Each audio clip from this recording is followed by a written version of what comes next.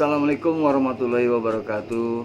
Selamat malam Sobat Ngobarman, ngobrol bareng seniman. By the way, udah lama gue udah gak bikin video ya. Maklum lah, pasti disangka orang nyari duit. Enggak, duit mah gak usah dicari, datang sendiri bro. Enggak, duit gak usah dicari, datang sendiri gitu. Sorry nih apabila suaranya agak-agak berisik, motor lewat, mobil lewat, berhubung kita bikin podcastnya di pinggir jalan. Kalau di tengah Gitu. nggak boleh. Alhamdulillahnya malam ini gue kedatangan sobat kental seniman era tahun berapa ya? Tahun-tahun yang tidak ada catatannya. Itu apa? Purbakala dong bro, agak Ya, Purbakala. Ini kenalin dulu Kang Maman yang dikenal dengan Maman Tea. Mans Tea ini dia. Maman Nuryaman. Ya, Maman Nuryaman bener. Yo, beliau ini unik dan antik. Unik dan antiknya begini. Beliau ini sarjana tari, keluaran dari bukan orang Bandung, tapi keluarnya bukan di Bandung lo bro. Ya, kan STSI Solo lo kan? Solo. Hah? Terus di Bandung gitu. Terus di Bandung gitu. Wah lo Kuliah di Solo tuh beresnya di Bandung. kenapa ke Solo dulu baru ke Bandung? Nah, dulu kan zaman purba. Belum ada catatan gitu. Oh gitu. Waduh, bahaya. Serem. Begitu ada catatan balik lagi ke Bandung. Berarti berteman dengan dinosaurus dong? Ya, Ya kan? Gila. Purba gitu. Nah, kebetulan beliau adalah sarjana tari. Cuma mungkin banyak teman-teman seniman yang tidak mengenal beliau benar, disangka beliau pemusik karena sering megang gendang. Gendang sama megang gendang. Megang kendang sama megang gendang. Gendang. Apa bedanya gendang sama kendang? Beda. Bedanya? Gendang G, Oh. kendang K. Oh gitu, oke. Jadi, nah kita tanya-tanya. Ini udah lama gue nggak ketemu. Sebenarnya udah lama gue pengen podcast sama dia, tapi waktunya. Dia termasuk orang yang paling sibuk seantero dunia. Nggak pernah ada di mana, di rumah terus sibuk. Oh gitu, sibuk ngurusin yang mana ya? Yang ngurusin rumah. Nah, gue mau nanya nih man. Nanya melulu lo. Iya dong. Lo datang kemari, kalau nggak nanya juga nggak mungkin kemari kan? Iya. Nah, itu tahun berapa sih lo lulus? Kalau lulus apa nih?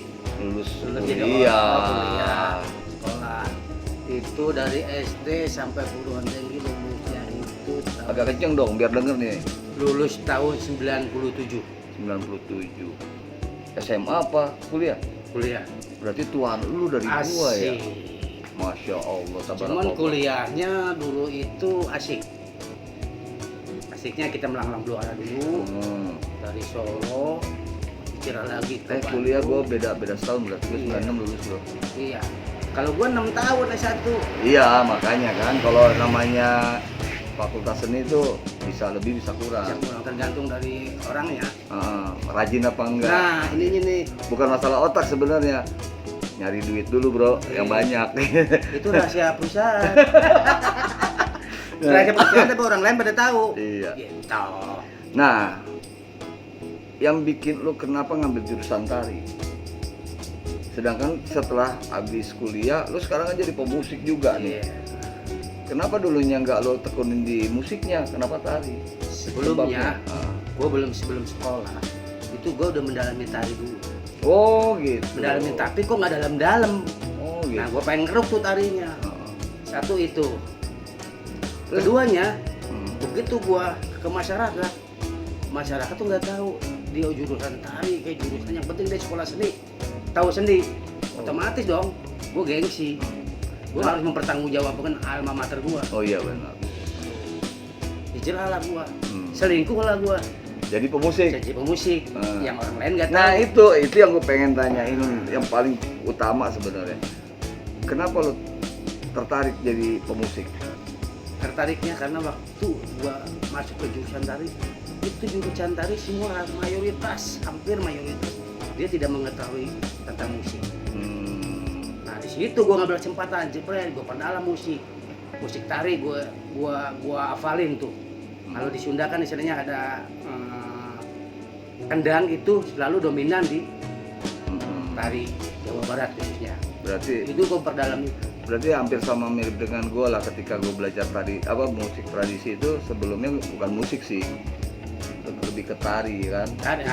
Sama kan. Jadi waktu pertama kali gue masuk nekunin tradisi itu di Taman Mini adalah NTB, tari rudat, ya kan, tari rudat itu yang banyak masalah. apa? Jadi rudat. Itu ribet. Salah bro. Asik. Aduh, itu rudat, Ada, terus rudat. ada Kesenian juga, nah, ada Jawa Barat ada tarian Cupagran apa segala Ya. macam-macam lah. Cuma waktu pas festival Asia Pasifik, ini gue cerita sedikit ya. Nah, sedikit. Enggak apa-apa, banyak juga. Pas gue festival Asia Pasifik tuh tahun 93, gue udah mikir, ini kan ada seleksi nih. Iya, Gue kan nggak pede dong nari kan, karena merasa bukan penari kan, baru-baru belajar. Kalau misalnya diseleksi, gue nggak bisa ikut dong, kan? Cuma kan basic gue emang di musik, di band kan. Gue milih musik aja, gue bilang dong sama ketua sangga, sama pelatih juga. Mas, gue main musik aja deh. Emang lu bisa apa? Apa aja deh terserah. Tapi belajar dulu mas, gue tradisi belum nih. Belajarlah rebana atau segala macam ya kan. Sampai gue berangkat, ikut. Dari yang pulang dari situ udah musik terus. Gue tinggalin tari. Kalau lo kan nggak, tari dulu baru musik gitu. Sebenarnya gue bersamaan sih tari dengan musik dulu itu. Nah, gue mendalami tari, gue mendalami pencaksilat juga. Otomatis pencaksilat kan ada iringannya. Nah, misalnya bak tua, bereredan itu, gue perdalam itu gendangnya. Iya sih. Ternyata akar dari tari Jawa Barat itu Silat. pencaksilat. Nah, itu sumber dari gerak-gerakan tari Memang dari pencaksilat. memang manfaatnya yang gue temukan juga gitu sih man.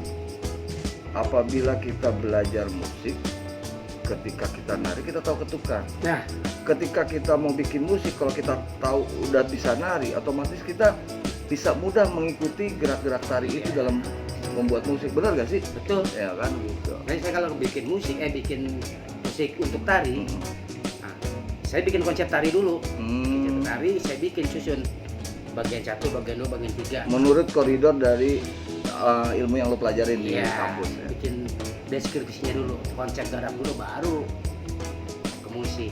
Nah sekarang gini, apa namanya, lo lebih cinta mana nih di antara musik dan tari? Gue lebih kedua-duanya, karena itu saling berkaitan, Gak bisa ya dipilah. nggak bisa dipisah-pisahkan. Karena di musik juga itu kita harus, dan rasa kita harus nari, harus bisa merasakan suasana Benar. suasana apa. Itu satu kesatuan yang tidak bisa dipisahkan.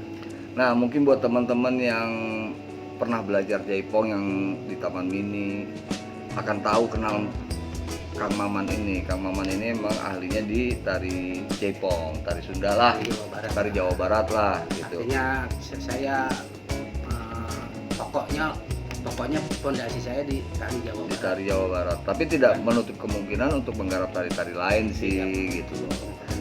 Dia manusia kardus juga nih. Itulah. Ibaratnya masukin di botol kayak jin bisa juga gitu.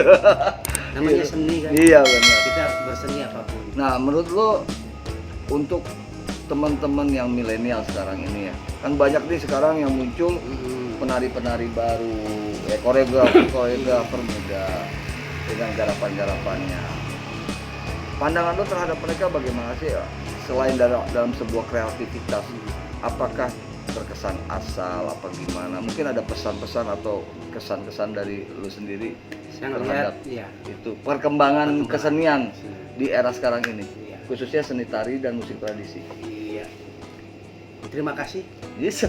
So ini so serius gitu. Jadi begini. By the way, gue mau ngambil minum dulu. Oke. Tapi bukan iklan ya. Asik. Bukan iklan. Nah. Gue belum di endorse bro. Lo mau apa? Gue mau minum. Minumnya apa? Apaan aja deh.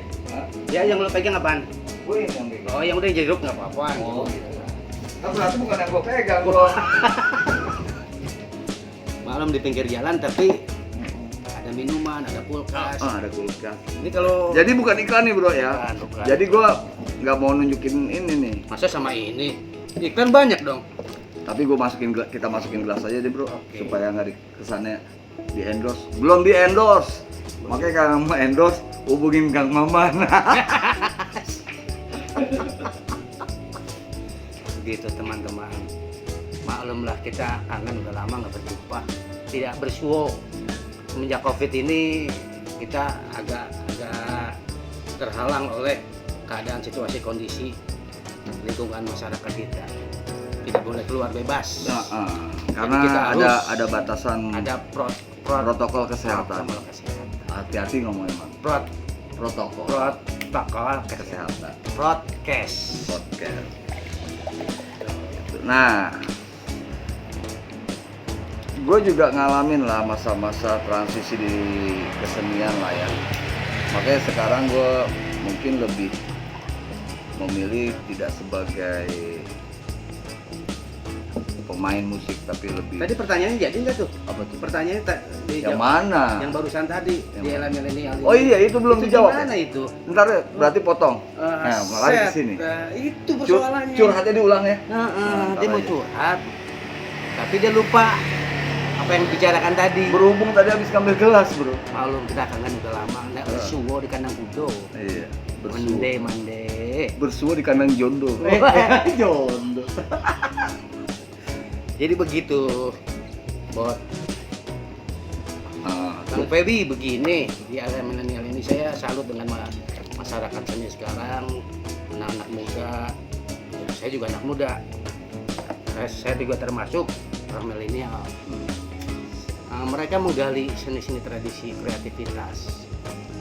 Dengan apalagi di perkembangan kesenian bisa direferensikan, bisa mencari sumber di YouTube, teknologi canggih. Cuman yang di masalah, bentar, motor lewat. asik. Motor lewat. Terus. Yang jadi masalah, menurut saya tuh masalah. Mereka mayoritas ya itu pekerja seni atau pelaku seni atau katakanlah seniman tari atau musik itu kebanyakan instan. Iya betul. Harusnya dia menggali dulu. Kalau dia ingin menjadi seorang penari atau menjadi seorang penata atau koreografer atau komposer, dia harus mendalami etnis. Etnis di Indonesia tuh macam-macam kan. Berangkat dari mana dia? Baik itu Betawi, Jawa Barat, Kalimantan, semua. Dia harus mendalami itu dulu sampai etnis, baru dia bisa berkembang. Harus dipegang dulu pondasinya itu. Kalau misalnya tari, kita punya pondasinya apa? Tari Jawa Barat. Perdalam dulu seni tari Jawa Barat, baru kita berkembang. Iya, sampai ada kejadian begini bro. Referensi. Baru-baru ini, kira-kira 1-2 bulan lalu kalau nggak salah. Itu di Facebook. Oh, yang Gue tari. dapat Iya. di Facebook, di grup WA ya kan. Itu rame tuh. Iya. Tentang Serampang. tutorial serampang 12. Iya, saya juga tahu itu. Begitu dilihat sama teman-teman kalangan seniman dan para maestro tari, khususnya maestro tari Melayu, dilala itu banyak kesalahan. Yang saya maksud seperti itu, akhirnya lah dia Dengan alasan bahwa di situ gue juga pernah sempat sebelum video itu Tayangkan, di take down, ya. sebelum di take down, si pelatih itu yang memberikan tutorial, nggak usah disebut lah namanya ya, sama yayasannya lah itu ya. sudah orang pada tahu kok, bukan rahasia umum. Jadi sebut aja apa jangan? Nggak usah ya. Terlalu intimidasi ya. Intimidasi. Bukan Intrin. bukan. Jadi yang gue lihat memang banyak kesalahan. Walaupun gue bukan seorang penari Melayu, tapi Kita pernah melihat, berapresiasi, tahulah. gue sendiri lomba serampang 12 pertama yang diadakan di Anjungan Sumatera Utara di Taman Mini, gue sebagai stage manager saat itu yang diminta oleh kepala Anjungan saat itu adalah Pak Tatan Daniel, yang dimotori oleh teman-teman seniman Sumatera Utara. Di situ ada Herman Lung, terus ada jurinya itu Bang Retno, salah satu pakar maestro tari Melayu juga. Terus ada juga teman-teman lain kayak Bang Ade Fauzi, pemain gendang Melayu, ada Mak Yal yang pelatih tari dan koreografer tari Melayu juga.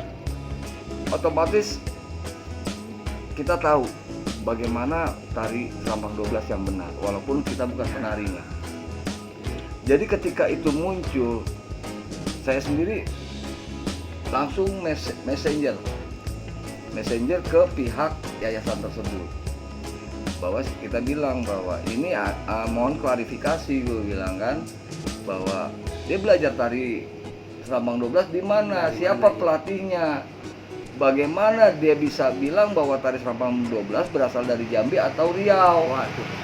Itu udah sangat kesalahan. Makanya ternyata klarifikasinya itu tidak di channelnya tersebut, melalui grup WA. Gue nggak tahu deh, gue nggak dapet kiriman doang sih gitu ya. Tapi apa namanya, klarifikasinya bukan sebuah klarifikasi yang profesional sih gue bilang.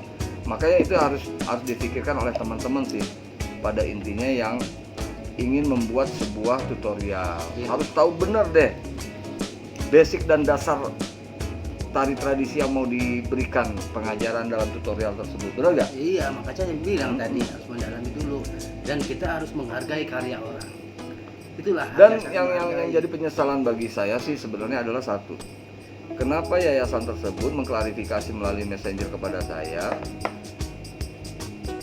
apa namanya, bukan ada kata maaf, tapi sudah di take down kok videonya begini. Jadi tidak merasa bersalah mengeluarkan video tersebut. Seharusnya apalagi sebuah yayasan ya, harusnya dia bisa apa namanya, menanyakan dulu kebenarannya, keasliannya dari tari tersebut gitu, kayak seperti apa gerak dasarnya, siapa sih, ada nggak sih pelatih di Jakarta ini yang benar-benar menguasai, kenapa nggak diundang? Iya. Jangan berpikir bahwa diundang itu harus mengeluarkan duit, jangan begitu juga. Seniman nggak bisa diukur dengan uang, teman-teman, ya kan, benar nggak? Iya, betul. Nggak semuanya karya yang kita buat itu harus diberi apa namanya, penghargaan dalam bentuk uang, nggak juga.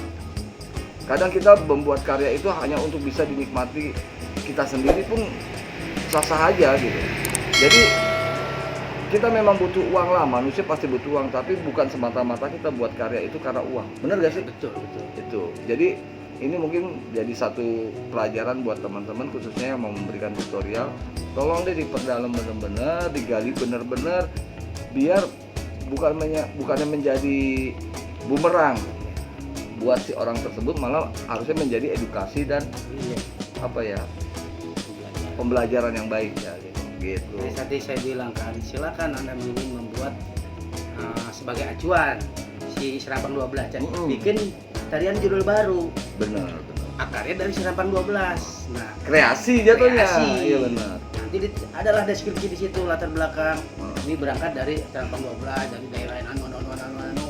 Nah, nanti disesuaikan dengan warna gerakannya. Gitu. Jadi makanya konsep garap itu penting. Iya. Penting, jangan membawa judul yang sudah ada karya orang.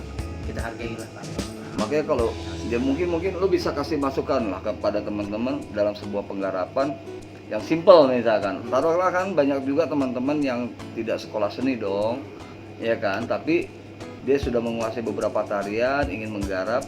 Menggarap itu seperti apa sih yang seharusnya gitu loh.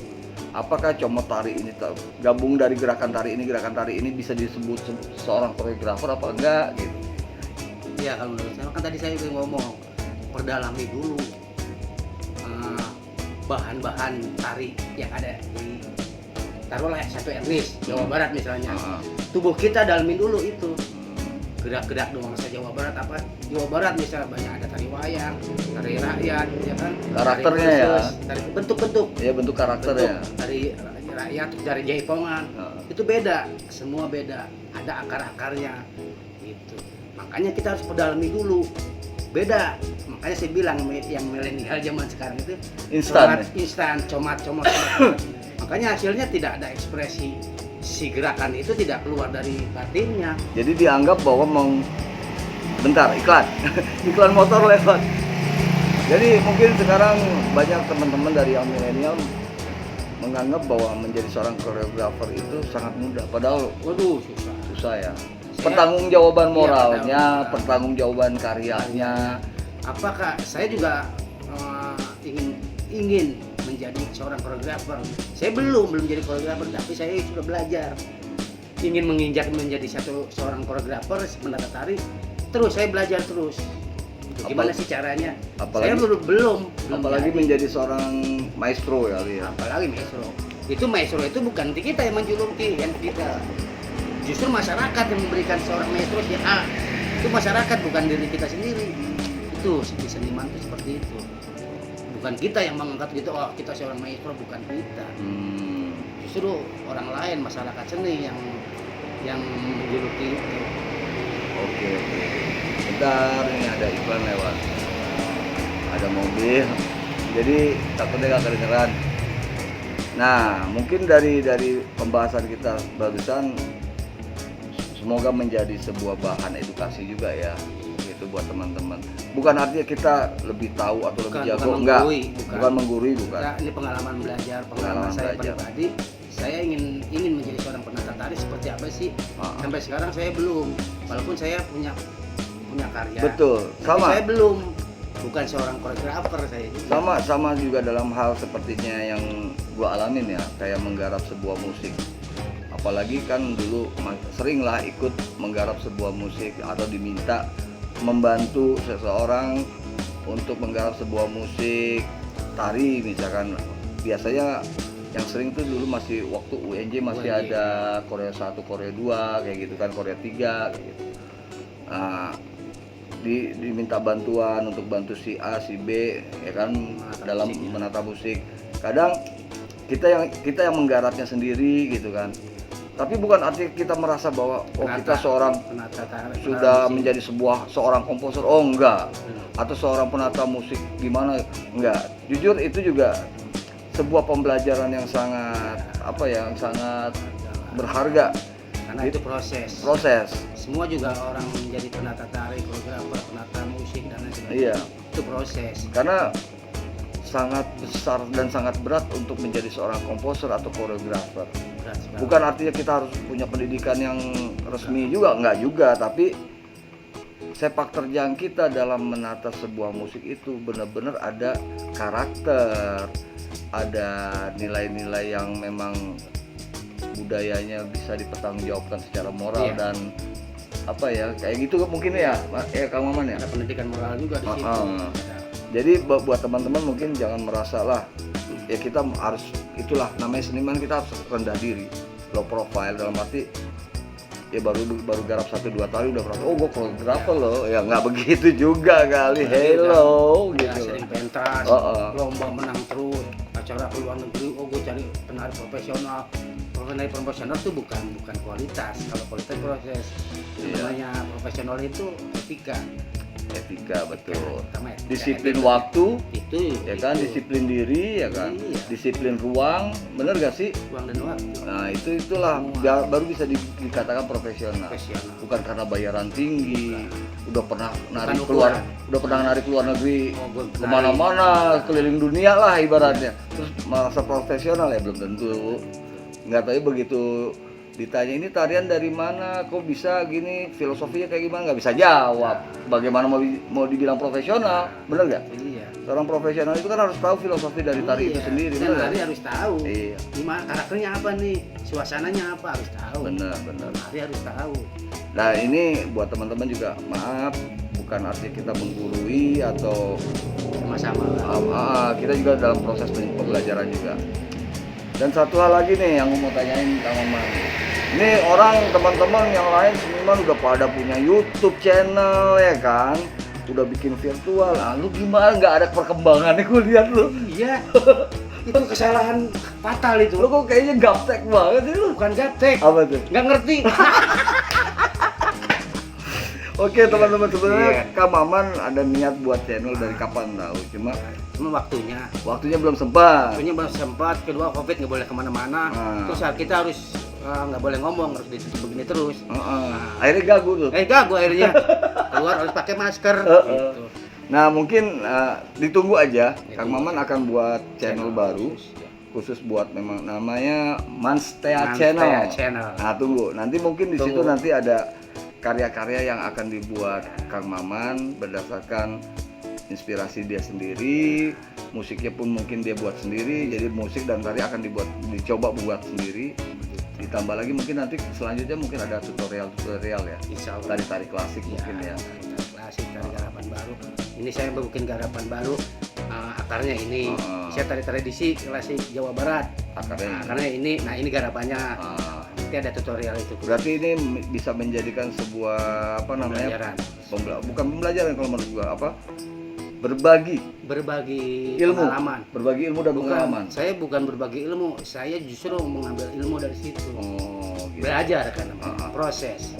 Bukan berarti punya ilmu, ingin mencari ilmu. Berarti iya, nanti kan di situ ada saran dan pendapat, kritik. Oh iya, benar. Saya butuh kritikan. Makanya Kang Maman juga butuh kritik, jadi mungkin buat teman-teman khususnya para maestro tari, tolong masukannya juga nanti ketika video itu sudah mulai berjalan. Jadi doain dalam waktu dekat ini Kang Maman udah mempunyai channel baru, Manstea Channel. Manstea Channel, jangan lupa. Iya, lupa. Nanti Setiap hari.